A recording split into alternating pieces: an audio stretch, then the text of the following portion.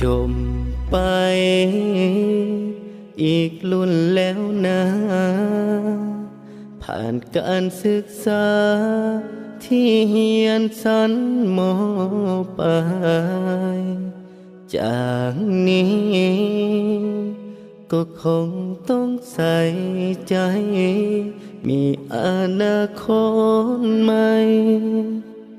ที่ดี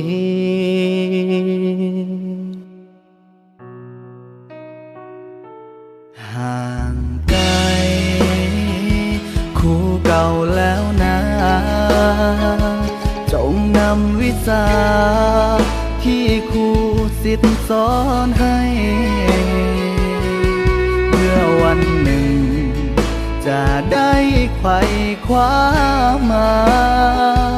นำเอาวิชามาเลี้ยงสิทธิ์ของตนอนาคตบ่แม่นไผสร้างให้ต้องใส่ใจเฮาต้องพึ่งตนเองตอนยังหนุ่มต้องมันฝึกฝนตน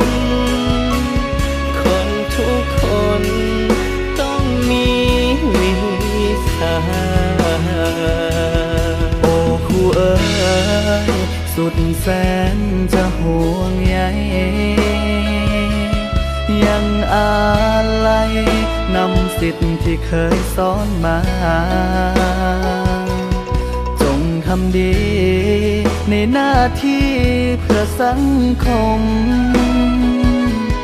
ให้ดีสมที่ครูได้สั่งสอนมา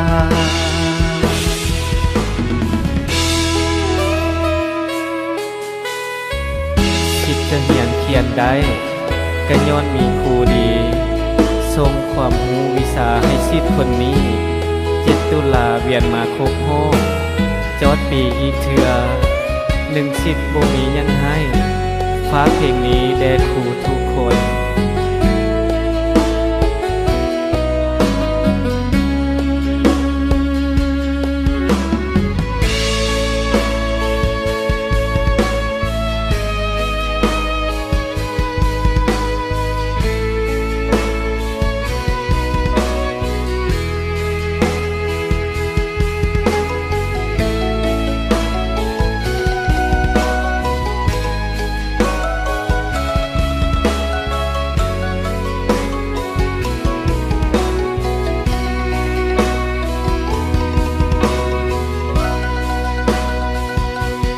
อนาคต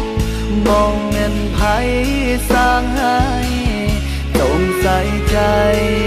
เฮาต้องพังตนเองตอนยังหนุ่มต้องมันฝึกฝนตนคนทุกคนต้องมีวิชาสุดแส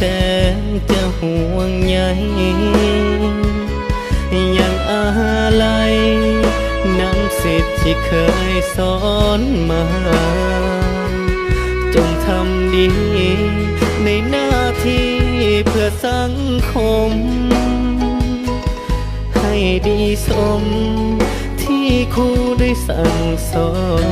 มา